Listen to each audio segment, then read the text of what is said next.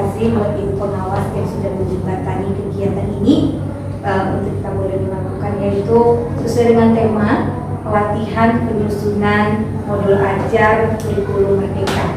Jadi nantinya kita akan dibimbing oleh beliau dan ada 3 di sini yang juga nanti membantu ibu bapak. Ada ibu pengawas kita, Ibu Betalia SPD, kemudian ada saya sendiri, dan ada juga Ibu Betalia SPD yang dari sekolah berita utama. Jadi ibu bapak, di mana ibu pengawas dan ibu Betalia itu beberapa waktu yang lalu beliau juga berangkat ke Jakarta untuk mengikuti TOT bersama Dirjen Dimas, sehingga kita membekali hari ini.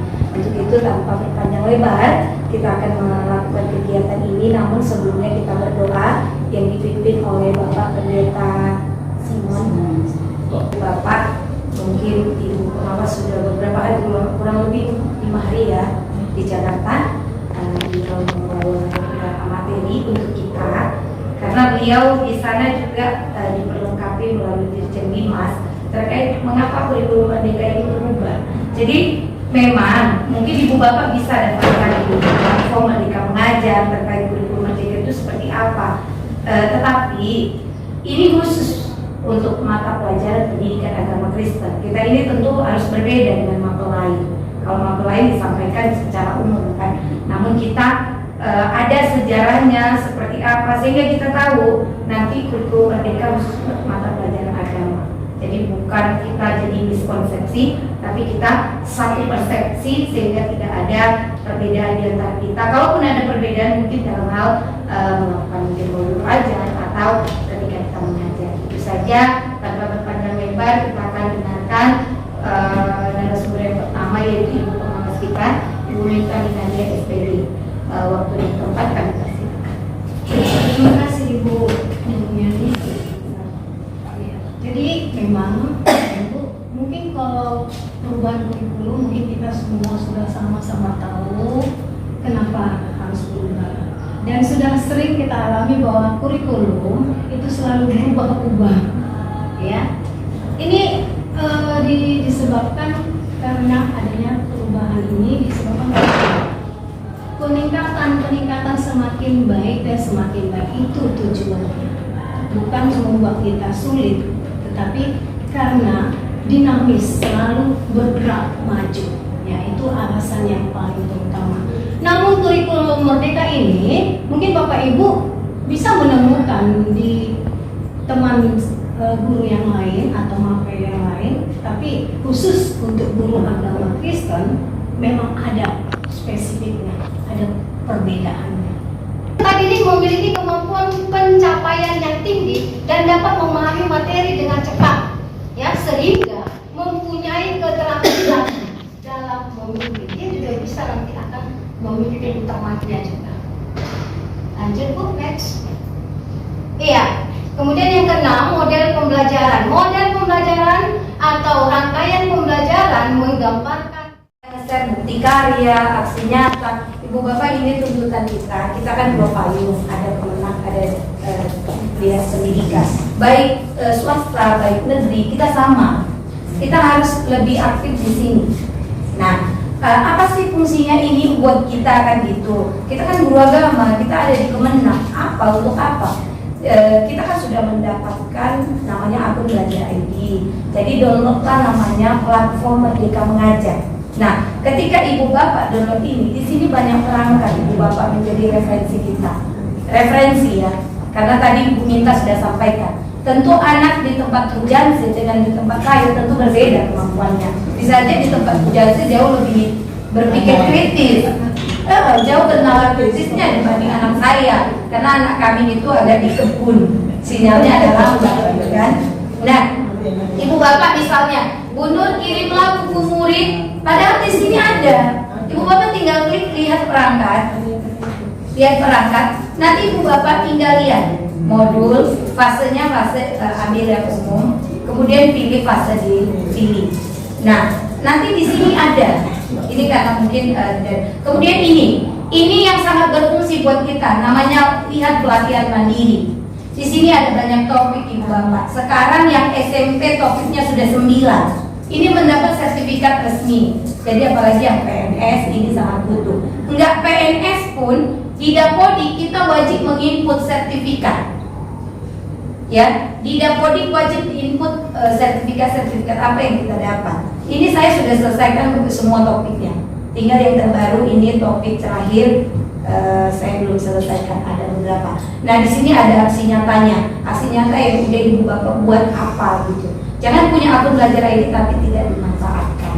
Nah ada lagi juga di sini, ini komunitas.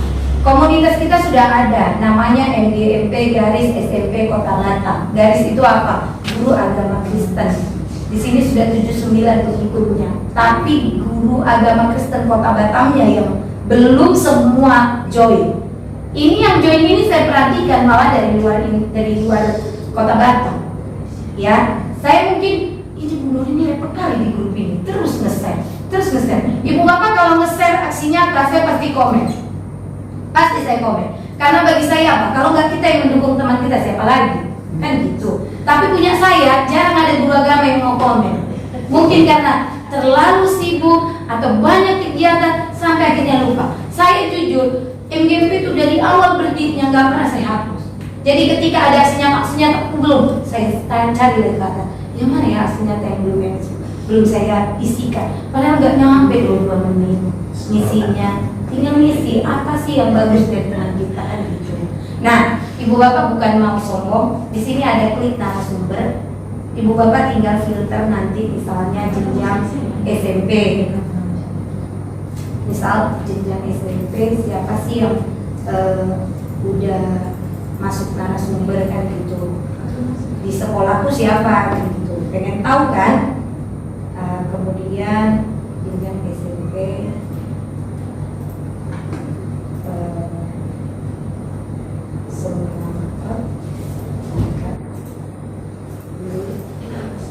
lokasi ambil Kepulauan Riau. Khusus yang lihat, saya mau Kota Batam. Oke, di sini ada 34 orang narasumber. Nah, di sini dari sekolah kami terpilih ada 5 orang, termasuk kayaknya ada nama saya. Nah, di sini. Ini saya terpilih sebagai narasumber. Jadi resmi ya di platform Merdeka Mengajar.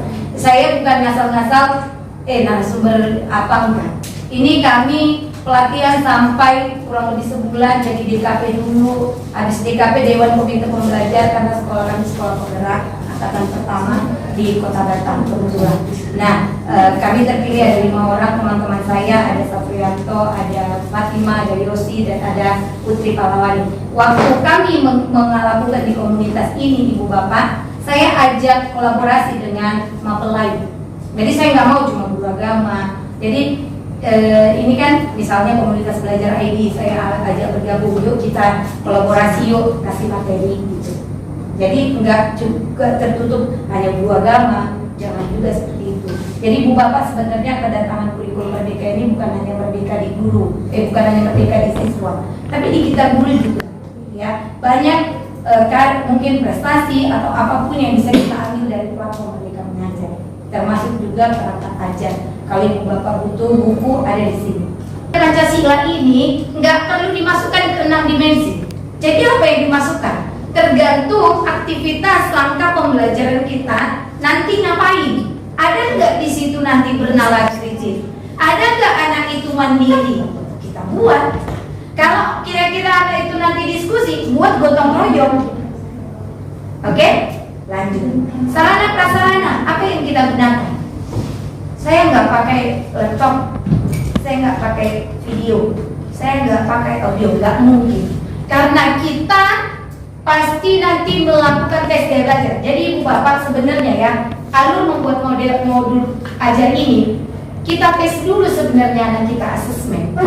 Asesmen diagnostik, non kognitif. Jadi asesmen itu ada 2, ada non kognitif, ada kognitif. Non kognitif itu apa? Tes gaya belajar.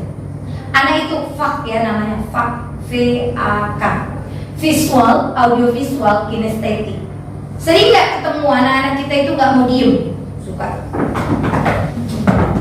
dia pikirin kita tapi pikirin kita. Itu anak kinestetik. Kalau kita sampai emosi lihatnya, pasti karena kita tidak memenuhi gaya belajar dia. Anak visual, dia cenderung, jujur saya kalau melihat tulisan pengen saya baca. Itu saya anak visual. Kalau anak audio visual, dia suka dengar, suka lihat video. Itulah yang perlu kita masukkan di modul ajar kita nanti. Jadi modul ajar dengan RPP yang dulu udah jelas beda, jauh banget. Oke?